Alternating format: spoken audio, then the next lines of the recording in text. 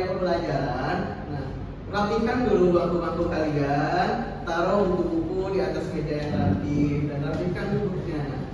Nah, sebelum mulai pembelajaran, mari kita mulai dengan membaca doa terlebih dahulu. Siapa ketua kelasnya? Amin. Oh, amin. Baik, silahkan pimpin doa. Ya teman-teman, untuk memulai pembelajaran ini marilah kita berdoa. Bismillahirrahmanirrahim. Amin. Semoga pembelajaran hari ini dapat diberkati oleh Allah. Amin. Siapa yang tadi sholat subuh berjamaah? Saya. Kak. Masya Nah, Allah ini ya. Kak, di kesiangan masih yo. Itu. Maju banget jalan. Iya, bagus. Siapa yang telah berbuat baik hari ini? Saya. Nah, tapi di sisi lain, apakah kalian ada mencela atau menghina teman kalian? Tidak. Hari ini belum. Oh, hari ini belum. Semoga jangan ya. Tadi cuma dari hati aja. Nah, dari sini saya akan membacakan sebuah hadis tentang akhlak. Nah, ini hadisnya. Teman-teman boleh ngikutin setelah saya ya. Bismillahirrahmanirrahim. Bismillahirrahmanirrahim. An Abi Hurairah radhiyallahu anhu. Abu Hurairah radhiyallahu anhu. Anna Rasulullah sallallahu alaihi wasallam Anna Rasulullah sallallahu alaihi wasallam qala qala atadruna minal muflis? atadruna minal muflis? Qalu Qalu al-muflisu fina man la dirham al-muflisu fina man la dirham wala mata.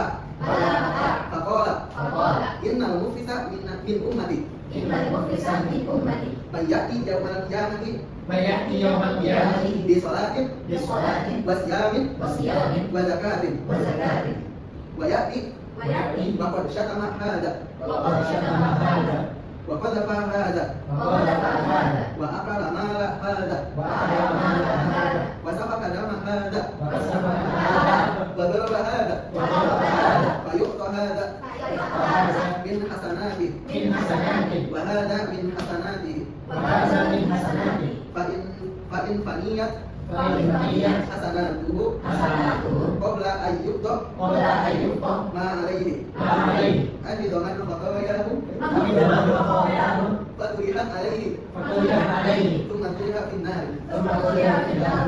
Ada ya teman-teman yang tahu artinya atau tahu maknanya? Ada juga, oh gitu. Jadi ini artinya dari Abu Hurairah radhiyallahu anhu bahwasanya Rasulullah sallallahu alaihi wasallam telah bersabda, tahukah kalian siapa orang yang bangkrut? Para sahabat menjawab, menurut kami orang yang bangkrut adalah orang yang tidak memiliki uang dan harta. Maka Rasulullah sallallahu alaihi wasallam meluruskan, umatku yang bangkrut adalah orang yang pada hari kiamat nanti merasa membawa pahala sholat, zakat dan puasa, tapi di dunia dia mencela orang lain, menyebarkan tuduhan, menggugurkan orang lain, memakan harta orang lain, mencelakakan orang lain, memukul orang lain. Maka masing-masing mereka mengambil pahala orang itu, sehingga ketika habis seluruh pahalanya, dia harus menanggung dosa orang-orang itu dan masuk ke neraka. Riwayat Muslim. Nah, dari teman-teman ada nggak yang mau baca hadisnya? Kalau nggak ada, saya tunjuk ya. Oke, Mbak, silakan baca hadisnya. Kalau ada yang salah, koreksi ya teman-teman. Bismillahirrahmanirrahim. An Abi Hurairah radhiyallahu anhu anna Rasulullah sallallahu alaihi wasallam qala atadruna minal muflis? Qala al-muflisu fina man la dirham lahu wa la mata'. Faqala innal muflisa min ummati man ya'ti yawmal qiyamati bi salati wa siyami wa zakah wa ya'ti wa qad syatama hadha wa qadama hadha wa akala mala hadha Iya. وسفك دم هذا فيعطى هذا من حسنات وهذا من حسنات فإن فنيت حسناته قبل أن يقضى عليه أخذ من خطاياهم فطرحت عليه ثم طرح في النار.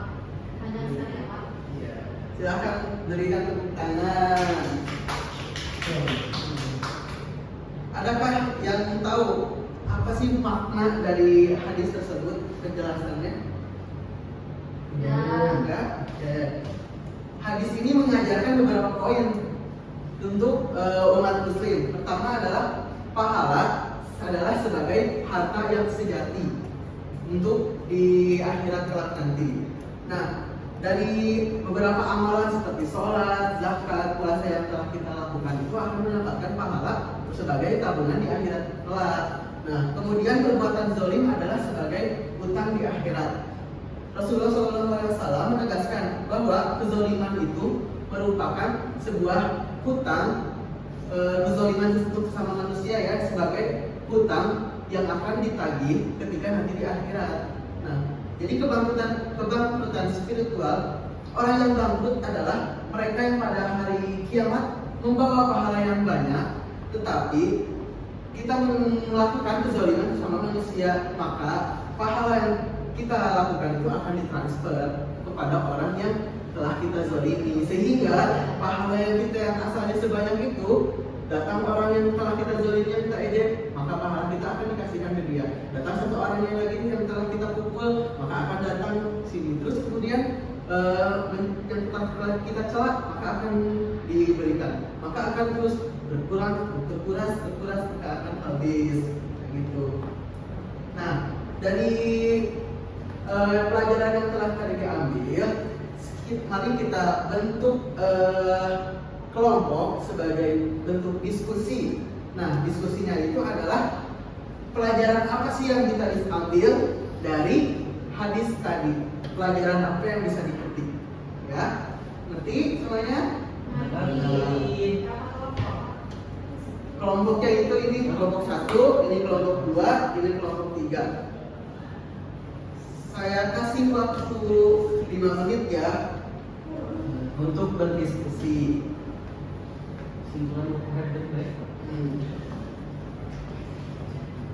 Kalau ada yang bingung ada ditanyakan silakan ya.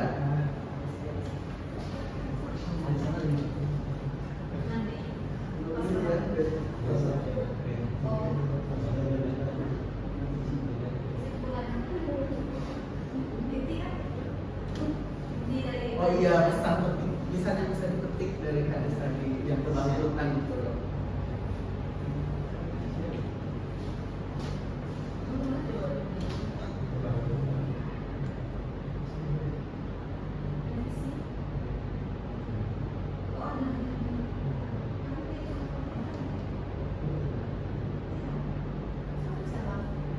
Waktunya 4 menit lagi ya buat diskusi.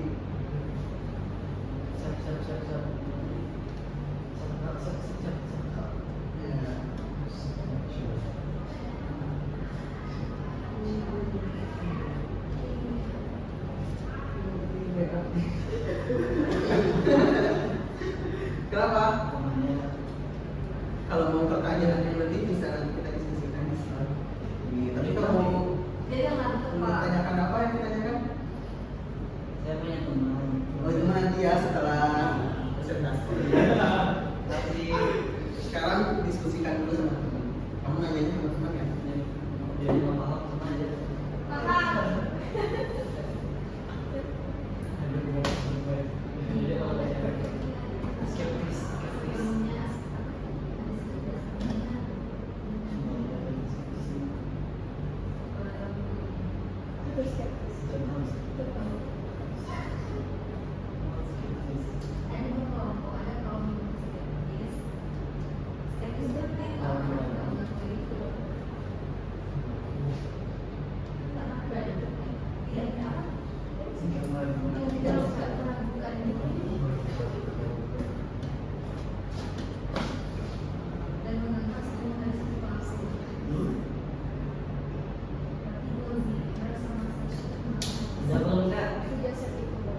Dua detik lagi.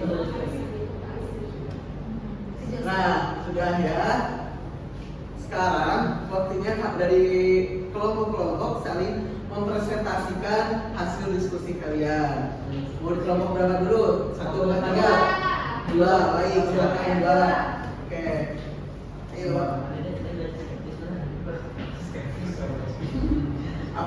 yang pelajaran yang bisa dipetik dari hadis tersebut? Sikap meragukan atau tidak? Kalau kita tidak boleh berbuat zalim kepada semuanya, karena kalau kita berbuat zalim nanti di akhirat nanti diambil kebaikan kita ya. Dari Ustaz? Kalau saya mungkin berdasarkan hadis itu mungkin ya perbuatan zalim, tapi saya juga ingin ada sedikit kebingungan bagaimana derajat orang yang berzalim itu di keadaan apa yang saya inginkan karena dia bagi orang lain. Tapi pada intinya juga kita pada saya tak boleh berzalim. Iya betul.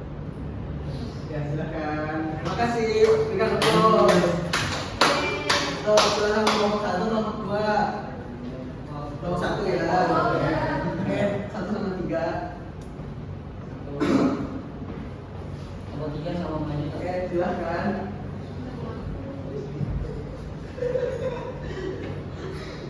Soalnya seperti dari hadis tadi yang dibagikan. Saatnya Langsung saja. saatnya ya Pak, saya nggak tahu Pak, tapi saya ngantuk nggak dengerin. Oh gitu. Orang masnya Sama aja. sama tadi sudah ditawain ada silakan dulu. Nah buat teman-teman nggak boleh ditiru ya yang kayak gitu. Yang kayak gitu tidak termasuk akhlak yang baik. Betul. Jangan ditiru ya. Ayo sekarang kelompok 3 berdiri aja di tempat gak apa-apa. Jadi apa yang kita diskusikan disimpulkan dari hadis tersebut bahwa kita tidak dibolehkan untuk menzalimi siapapun. Ya. Kalau kita yang salah dan zakat, kalau kita sering mencela orang lain, sedikitnya nol, nggak ada pahalanya kasih mencela orang lain. Iya kan? Ya, Sekian. Ya, Pak, orang dolim terus kita minta doa orang dolim itu kan doanya dikabulkan. Jadi tapi kita nggak boleh menzalimi dia. Nah, kita masuk belajar sama dia. Jangan, mending minta maaf dulu baru minta doanya. Gitu, kita minta maaf dulu. Nah, mungkin pelajaran yang bisa diambil dari hadis tersebut ialah bahwa hadis ini merupakan suatu pengingat bahwasanya kita tuh tidak hanya hablum minallah saja, tapi kita juga hablum minannas gitu. Komunitas itu apa? Hablum minannas itu adalah berhubungan baik sesama manusia. Kalau hablum minallah itu berhubungan sama Allah gitu. Jadi kita tuh tidak hanya berhubungan kepada Allah saja, tapi pada sesama manusia, sesama makhluk hidup. Itu. Nah, ibadah yang kita lakukan akan bernilai penuh ketika kita berhubungan sama baik sama manusia. Nah, itulah yang disebut akhlak yang mulia. Mungkin ada yang mau ditanyakan dari teman-teman? Tahu Pak. Baik, Mas Asrok. Jadi begitu, ketika misalkan ada salah seorang itu teman zalimi atau mempermalukan temannya di keramaian itu bagaimana? Oh, itu sangat tidak baik ya Mas Asrok, karena itu perbuatan yang zalim juga. Dan solusinya gimana? Solusinya kita obrolkan secara internal. Kenapa sih kita melakukan kayak gitu sama temennya? Mungkin bisa diskusikan sama, misalnya mungkin di kelas ini sama ketua kelasnya, kenapa dia melakukan kayak gitu, kita obrolkan secara baik gitu. Ya. Baik, mungkin segitu saja ya yang bisa saya ajarkan pada hari ini. Mungkin inti dari hadis ini adalah pentingnya menjaga lisan dan perbuatan dari menyakiti orang lain. Pahala ibadah yang telah kita kumpulkan dengan susah payah bisa saja lenyap begitu saja akibat perilaku buruk kita terhadap sesama. Oleh karena itu, muslim sejati harus menjaga keharmonisan hubungan baik dengan Allah maupun sesama manusia. Nah, mungkin ada beberapa tugas yang akan saya berikan, yaitu berupa kertas yang mungkin akan dikumpulkan di akhir pertemuan nanti. Mungkin cukup sekian. Wassalamualaikum warahmatullahi wabarakatuh. Waalaikumsalam.